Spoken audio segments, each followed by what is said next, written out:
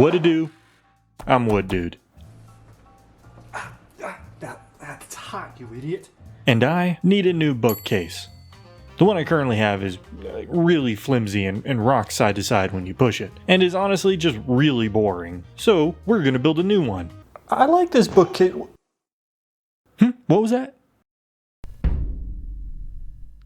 So today I'll be building a bookshelf, I guess. Here's the design. It's more of a modern take on a bookcase. It's got this really cool curvy reveal in the center of the bookcase that I think looks really sharp. I came up with this idea all on my own. I definitely didn't steal it from anywhere else. Okay, so it's not my idea, but I'm gonna make some changes to this design, pretty big changes that are gonna make this bookcase really unique and really stand out. But first, we need to build a frame. And it all starts with cutting the sides of the bookcase out of some 3/4 inch thick plywood. And it was a pretty tricky cut, as all cuts go on the table saw. It was like 6 feet long, so I just had to Alright, well I guess I don't get to see anymore. Then, in both of the sides of the bookcase, I routed some grooves for the eventual shelves. And I also painted the insides black, but I forgot to film that. With that, I can glue up the sides of the bookcase with a small top and bottom piece. Now for the shelves, I veneered some walnut on some 1/2 inch thick plywood, and I added a solid edge of walnut on 2 of the sides of the shelf. And I painted it black on the bottom of the shelf. And just when I was ready to glue in the shelves into the frame of the bookcase, I found out they don't fit into the grooves that I routed. Honestly, I'm not sure if they ever did. I don't think I actually ever checked. Whoops. I had to take off a very little amount from 2 of the edges of the shelf. It wasn't too bad. I used my table saw and did a kind of upright shoulder cut. The kind of same thing you would do for like a tenon in a mortise. Once that was done, I glued up all the shelves into the frame. Except for I'm still missing one shelf because I ran out of veneer. I'll just do that later. Now that the frames and shelves are all done, I've already added a couple of side covers onto the bookcase. They're made from solid walnut, about 3/4 inch thick, that I cut to size and carved in rabbets. One on the top, and one on the bottom of the bookcase. Now the bottom is just going to be a simple drawer box, so I'm going to quickly finish that first.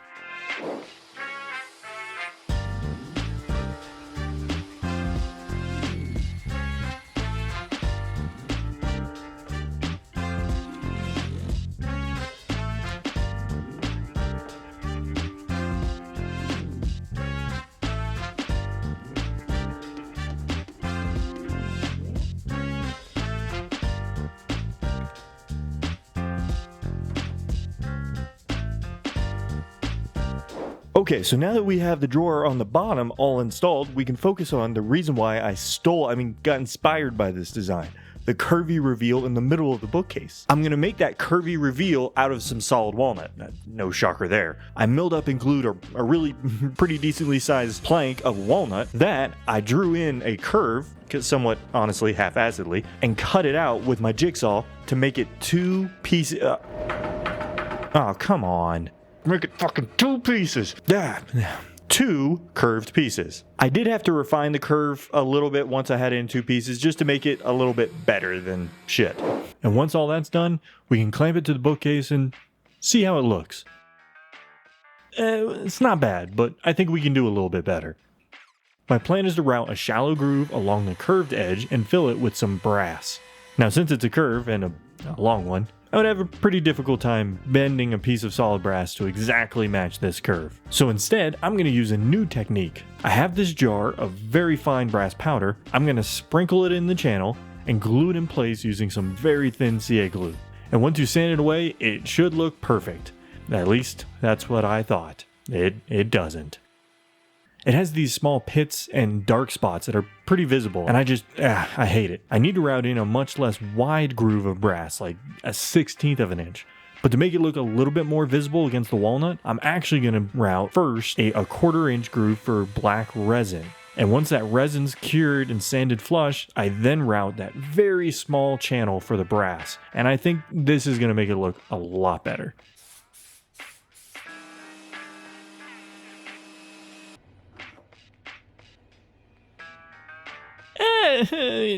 Now that I'm looking at it, it's okay.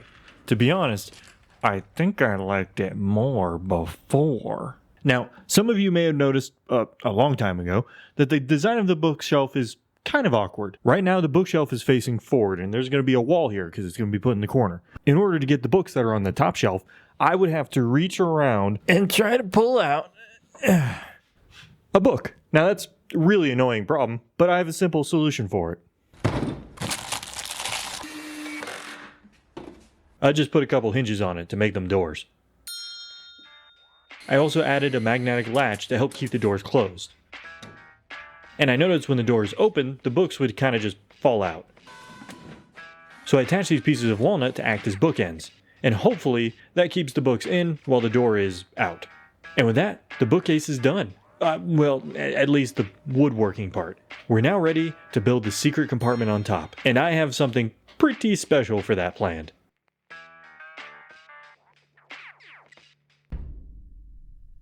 Have you ever seen in the movies where the main character goes to find the secret gang hideout, and once they find the door to the hideout, a slit opens up revealing a pair of evil eyes, and those eyes say the iconic phrase, "What's the password?" Well, I wanted to add that to the bookcase, so I did. Here's how I did it.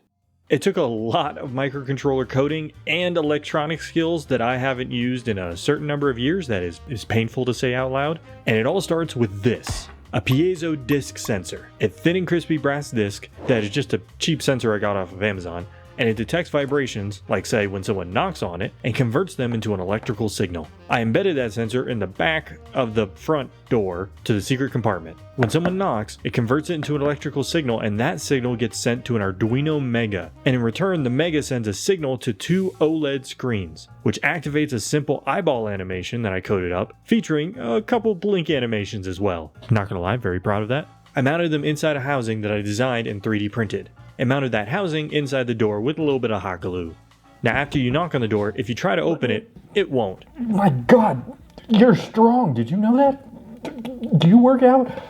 Because it's locked tight using a 12 volt, 130 pounds electromagnet that is surprisingly strong. Oh, holy shit, that thing's not coming off. Ugh. The electromagnet is controlled using a simple MOSFET driver circuit. Now that door will stay locked until you say the magic word. You want me to speak? Preferably into this suspiciously placed microphone sticking out of the door. Why'd you have to place it there?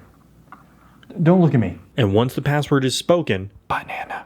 a green LED will light and the door will unlock. Now I admit the microphone and voice recognition module's pretty unreliable and finicky. Turn on. Turn on. Turn on. Turn on. Let there be light. God damn it, do something. But 30% of the time, it works every time. The whole circuit is powered solely on a 12 volt battery pack, and connected to that battery pack is a circuit that I soldered up, which will provide 10 volts and 5 volt supply to the rest of the electronics. Once the door is closed again, it is locked and waits for the password again. I did install a switch on the underside of the shelf here to switch everything off in the event that something goes wrong and I need to get inside the compartment. And all the electronics are neatly tucked away inside the compartment. You can hardly even tell they're there. This project took me about 50 hours over 9 days to finish. I'm happy how it turned out, and it was a good way to refresh my albeit already bad electronic skills. But thanks for watching, hope you enjoyed it, hope you have a good day. Peace.